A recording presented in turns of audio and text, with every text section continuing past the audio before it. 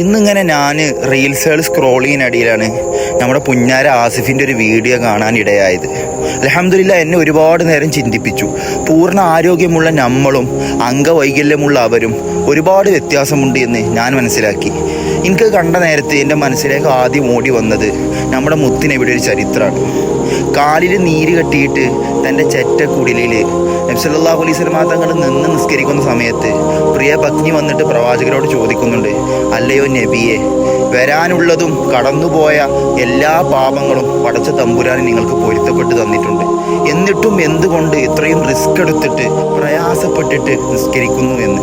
അവിടുന്ന് പ്രവാചകൻ സല്ലല്ലാഹു അലൈഹി വസല്ലം തങ്ങൾ സ്വന്തം പത്നിയോട് പറഞ്ഞൊരു മറുപടിയുണ്ട്, അഫല അകൂന അബ്ദൻ ശകൂറ, നാം എല്ലാവരും നന്ദിയുള്ള അടിമയായി പോകേണ്ടേ എന്ന്.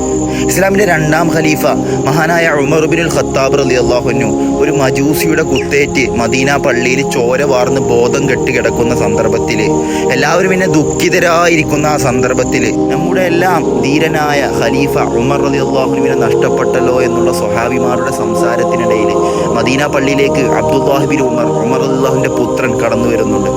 ഉമർ റളിയല്ലാഹുവിൻ്റെ പുത്രൻ കടന്നു വന്നിട്ട് സ്വഹാബികളോട് പറയുകയാണ്, ഈ ബോധം കെട്ട് കിടക്കുന്ന എൻ്റെ ഉപ്പയെ ഉണർത്താൻ ഒറ്റ വഴിയേ ഉള്ളൂ, അദ്ദേഹത്തിൻ്റെ ചവിട്ടിൽ പോയിട്ട് നിസ്കാരമെന്ന് ഉണർത്തിയാൽ മതി.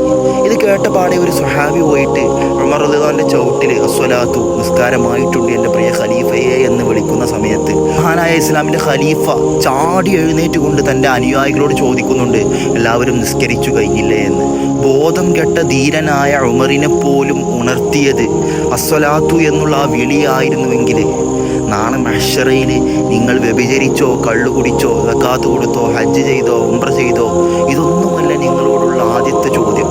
ആരോഗ്യസ്ഥിതിയിൽ നിങ്ങളെല്ലാ വക്തും നിസ്കരിച്ചിട്ടുണ്ടോ എന്നുള്ള പടച്ച തമ്പുരാൻ്റെ ചോദ്യത്തിന് മുമ്പിൽ അർത്ഥമില്ലാതെ ഉത്തരം മുട്ടി നിൽക്കുന്ന ഒരു സന്ദർഭത്തിന് മുമ്പ് തന്നെ ഹാസിബു കബലൻ തുഹാസിബുക്കും, നാളത്തെ വിചാരണക്ക് മുമ്പ് നിങ്ങൾ സ്വയം തന്നെ ഒന്ന് വിചാരണ ചെയ്തു നോക്കൂ എന്ന് ഉമറിൻ്റെ ഖലീഫയുടെ വാക്കാണ് എൻ്റെ മനസ്സിലേക്ക് ആസിഫിൻ്റെ ആ വീഡിയോ കണ്ടപ്പോൾ ഓർമ്മ വന്നത്. അതുകൊണ്ട് നിസ്കരിക്കാത്ത, നിസ്കാരത്തെ ലാഘവത്തോടെ കാണുന്ന ഏതെങ്കിലും ഫ്രണ്ട്സ് നിങ്ങൾക്കുണ്ടെങ്കിൽ അവർക്കും ഒരു നല്ലൊരു ബെനഫിറ്റായ യൂസ്ഫുള്ളായ ഒരു വീഡിയോ ആയിട്ട് ഇത് മാറട്ടെ.